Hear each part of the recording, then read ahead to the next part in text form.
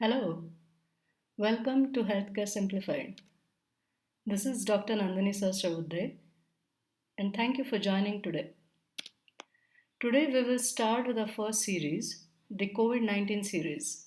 It's going to be very informative and interesting, so stick around till the end. Before we begin, I want to request everyone that let's ensure that the videos and channel reach the maximum number of people possible. Don't forget to hit the like button and comment below if you find this series useful, and also let me know if you have any feedback or questions. Let's go through the standard disclaimer first. This channel is purely of informational in nature. None of what we discuss should be taken as any advice. Please consult your physician. I got a lot of questions about COVID 19 and Omicron, so it was, an obvious topic to discuss as part of the series. So, what we'll do is we'll start from some basics and we'll try to understand what are viruses. So, viruses are tiny living things, and they're so tiny that billions can fit on the head of a pin. As you can see, they come in variety of shapes and sizes. Like some are really small, as you see here, and some are really big. And some look quite different. And some also come in fancy shapes with different types of heads and tails and so on. And how big are they really? So if we consider our hair here, this is human hair on the right hand side, and this is coronavirus. So it's really that small. It's pretty tiny. Now let's understand viruses a little bit better. Can they survive outside on their own? Then they can't. They have to infect some cell, either animal, plant, or even bacteria, in order for them to survive. If they're outside on their own, they cannot survive for long before they infect the next cell. So essentially, they infect and they utilize the machinery of the infected cell and thrive on that. What do they consist of? They consist of genetic material. So genetic material is really blueprint of what constitutes virus, which proteins, and so on. And in this case, what you see here, it is called as DNA. It is one type of genetic material, what all of us have. And the viruses can come in different types of genetic material. Some can have RNA, which is different type of a genetic material. Some could have DNA. And in this case, it's just a different arrangement of these four molecules, which are called as nucleic acids. So they essentially are packaged genetic material. The packaging can be of proteins and some fatty stuff, which we refer as lipids. Okay. Now let's look at COVID 19 uh, as which is the virus which causes that. So that is called as SARS-CoV-2, which we generally refer as coronavirus. On your right hand side, you can see this is a picture which is taken by this electron microscope. And here you can see corona, right? That's why it's called as coronavirus. It's really a category of viruses. And what causes COVID 19 falls in this category. The structure of the SARS-CoV-2 is depicted here, shown here. So this genetic material that we've been talking about, this spring-like structure, this is RNA, and what you see in blue color here, these are called as spike proteins. They are key to infection and survival of this virus. So we will keep referring to it many times in the following slides. Now let's understand how this virus enters and thrives inside our cells. It's really very cool. So once the virus binds specific proteins on the cell surface, so as you can see, this is a spike protein. This is going to bind the proteins that we have on, this is our cell. And once it binds, it manages to get inside. So it gets packaged inside a sac. And once it gets inside that, the genetic material that we have been talking about gets released inside our cells. And what it very smartly does, it employs our own machinery so that it can form its required protein. So first, it directs our initial machinery to form a key protein for it to form further different types of proteins so that it can form a mature virus.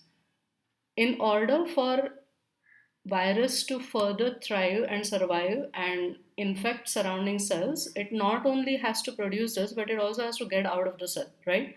So again, it very smartly hijacks our system. And as you can see, the mature virus is formed here, and it directs the cell to release it outside so that it can, infect the surrounding cells that are healthy.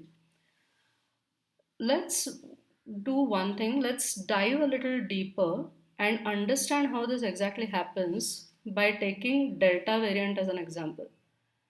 I'm going to use my silly drawings here just to get the concept across.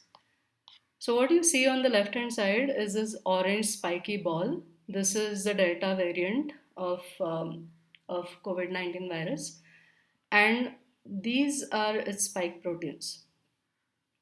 On the right hand side, we have our own cell, and there are these two proteins that are marked here as A and T.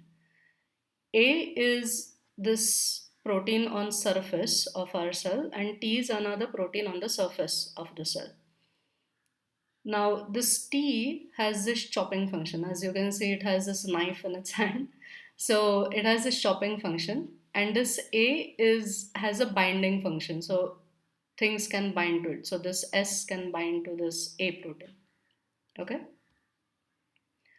What happens is once this delta binds to this delta variant spike protein binds to this A protein on the surface, our T chopper guy gets into action and it cuts here. Okay.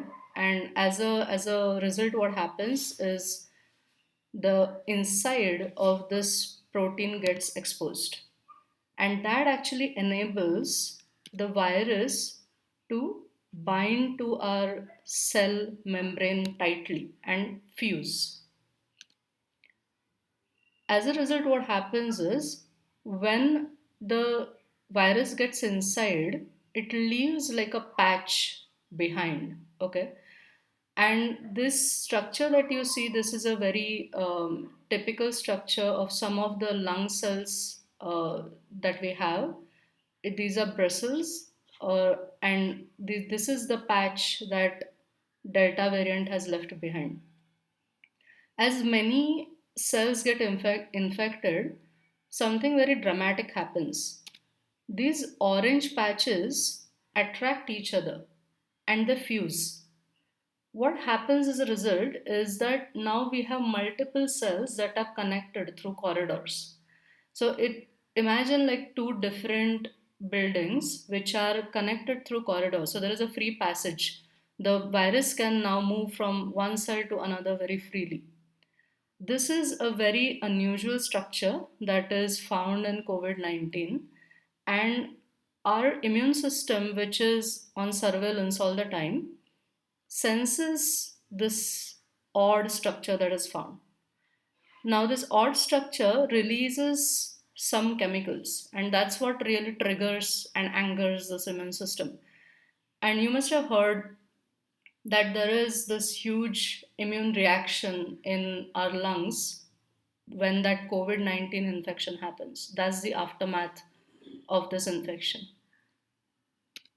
Let's look at now Omicron a bit. What is Omicron? Omicron is another variant like Delta is, and it was reported in November 2021 in from Africa. It has a lot of mutations in spike proteins. Now, when I say mutations, what does it mean? It just means that it differs in its ingredients and constitution from the parent, from the original self. So, this spike protein has a lot of mutations. What do we know about the disease until now? That is, it is not as severe as the Delta one was. It seems to be restricted to upper airway. It doesn't go deep down to lungs that easily. And unfortunately for us, it has escaped our vaccination acquired immunity. So even if all of us have had 2 doses of vaccines, we are likely to get infected because of Omicron. Let's understand what is the difference in the way Omicron enters our body. That's also very, very fascinating. So, this is based on information that's available till now, and I will again use my silly drawings to get the concept across. The difference here is largely driven by the spike protein that we have been talking about. The spike protein, which is in purplish, like a purplish ball here, because it is different in its constituents, now it binds to this A protein very, very tightly compared to the Delta variant. And if you see this T guy, which was the chopper guy earlier, which had to chop the spike protein and so that the Delta variant could infect the cells, now that no longer is required. So this guy is happily relaxing right on the side, and it is also fine if T is not present. The Omicron can still infect the cells if T is not present. What happens next is once this binding happens tightly, the cell is fooled into thinking that A has bound to its natural target, which is not true. It is bound to Omicron, right? But because it is fooled into thinking so, the cell tries to internalize, right? So it forms the sac, tries to form the sac inside, and then this Omicron gets inside the cell. And then it hijacks the system like we saw earlier. It will use our machinery to form its own proteins, make more viruses, and release outside. So we are still collecting data. The world is collecting data on Omicron to understand the biology better. Though it is less severe, we cannot be careless. It really spreads fast, and we do not have sufficient immunity even if we have had 2 doses of vaccines. So I want to just reiterate that we have to take all the precautions. We have to avoid crowded places. We have to maintain social distancing. We have to wear masks, wash hands, maintain our personal hygiene, and so on. And that brings us to the end of our interesting episode on Omicron and Delta and how it causes this infection. I hope you really enjoyed the video and you found value in it. If you did, do hit the like button, comment, share, and subscribe. Take care and see you soon.